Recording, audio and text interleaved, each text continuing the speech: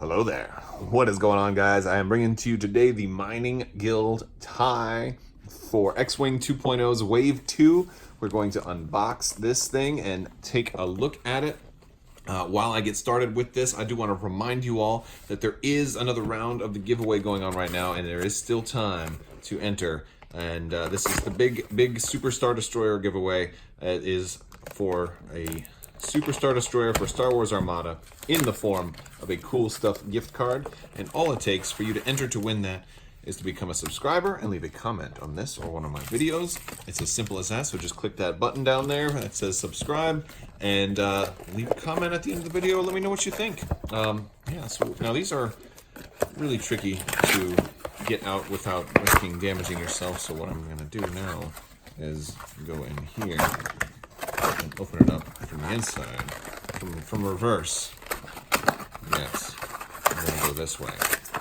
Because if it's a backwards looking tie with this the Pac-Man tie, we're going to open it up backwards because that's crazy like that. Wow, we look at this beauty. It's Pac-Man in the flesh right here before your very eyes. Look at this thing. We got some nice paint job on this thing. That's beautiful, especially for like a mass-produced ship. It's actually a really nice paint job. We got some gray on the sides there. The front looks good. We've got the Mining Guild insignia there. Looks like I got a little blemish on mine right there. Not too bad though. Then it totally works. I mean, it's not like the Mining Guild keeps a super clean shop, but it looks very, very nice. I'm very pleased with the look of this thing. We got all our paint apps right there on the front. Oh, it's pretty nice looking. Let's just, for comparison's sake, let's compare it to the First Order tie for 2nd edition. It's, you know, yeah, about the same. I mean, it's not like people were curious how it compared to other ties, but there it is. All right. So the sizing is about right and all of that. There's our little rules insert. And here is our little base. And we'll go ahead and put it on the base. I did have a problem with one of the other ties from the First Order. Did not want to go onto the base very well. So we'll go ahead and see if this one has that same problem. Oh, no, it fits lovely. Really good fit. You want your ships to fit nice and snug on there. And that is a excellent fit, if I do say so myself. We have our little black piece to put our dials together, and I just dropped it and it's gone. And oh well, we've got a ton of those. So I got a lot of extras of those. It's one of those things, they always give you an extra one here and there in various packs, and I'll find it later.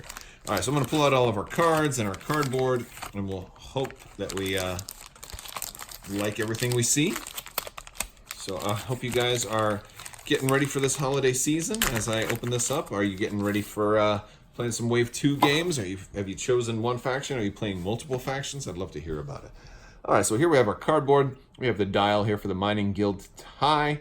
Not too much blue. Not too much in the way of blue maneuvers. A lot of white. We've got the 1K turn. Not the best dial out there, but it's okay. It's okay. Very reminiscent of the original TIE Fighter dial in X-Wing original classic vanilla 1.0 X-Wing. And here we go. We have this. Now there's no shield tokens in here, but I believe this ship has no shields at all, and unless you're going to run some type of shield upgrade, you won't need it. Interesting thing is they give you a target lock here. All right, so let's go ahead and take a look at the ship card itself. Let's get a little closer. All right. There we go. So we have Foreman Proach right here, and we're going to take a look at all of the fun stuff that goes along with this ship. So first off, we're going to notice there are 2 attack, 3 agility, and 3 hull, and it is a modified TIE LN fighter. So it does still count as a TIE LN fighter, but it's a modified TIE LN fighter, and so there is a distinction there, and it's nice that they're spelling out the full text, because if they want the full text to match, and every ship has a slightly different full text, it's a good way to go to future-proof the game. Well, this ship can focus, evade, and barrel roll, much like you would expect. And the mining guild ties are going to have notched stabilizers.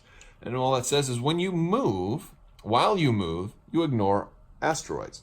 So it's for the entirety of your move.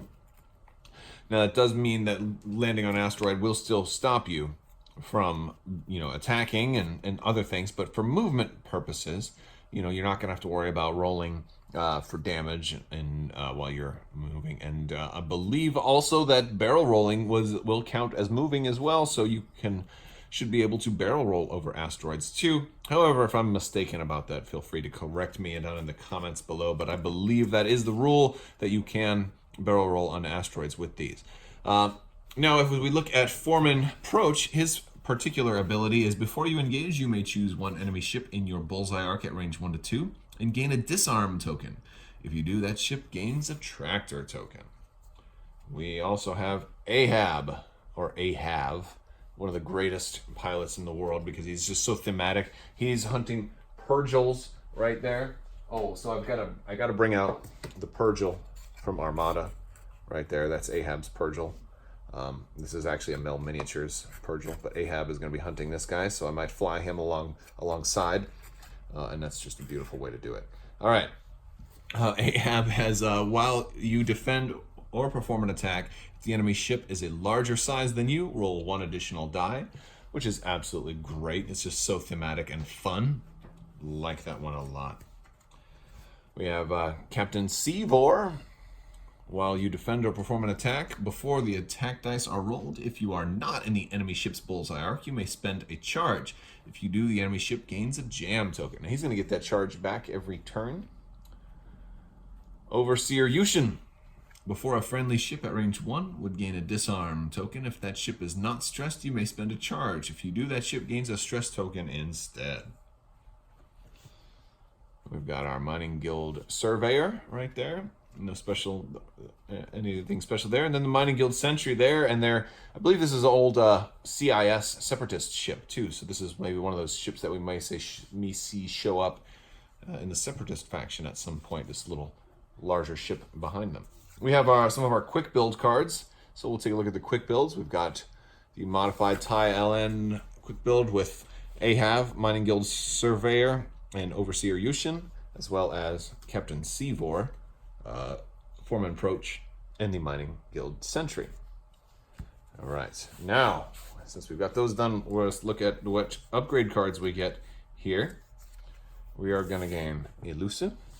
While you defend, you may spend a charge to re-roll a defense die. After you fully execute a red maneuver, recover a charge. We got Swarm Tactics, always a nice one. Trick Shot. Hull Upgrade. And Static Discharge Vanes. Before you would gain 1 ion or jam token if you are not stressed.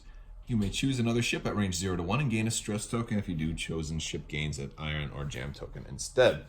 So I don't think there's any of the upgrades in here that are really crucial that we get. But the one thing about this ship that really kind of confuses me the most is why they gave us target locks here. And I think my guess, and tell me if you agree with me or not, is that the reason that we got a target lock here is just because they want to give you the numbers anyway, and so they figured, well, why not? And while that sounds great, it sounds like a really good idea. It's a great idea just to have extra target locks.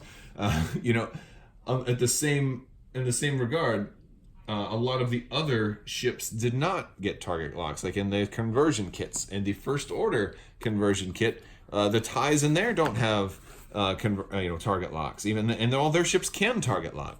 And so that gives you enough stuff to run all those ships. And if you, granted, it does say that yes, you should buy a core set because this is only meant as a supplement. You still need a core set. And so in this guy's case, yeah, he didn't even need the target locks, but it's fine to have them. But the First Order ties are kind of out of luck there because you're not going to be able to run a 7-tie swarm, and you won't be able to target lock really. I mean, you'll find a way, I'm sure, but that's funny. It's funny to me. All right, guys, so this has been the Mining Guild tie unboxing, and if you like this video, go ahead and give it a thumbs up. Let me know what you think down in the comments below. Don't forget to subscribe and click the bell for alerts so that this little Purgil won't get shot by Ahab. He's coming. He's coming for you. All right, I want to thank you guys so much for watching. Woo! Have a great day.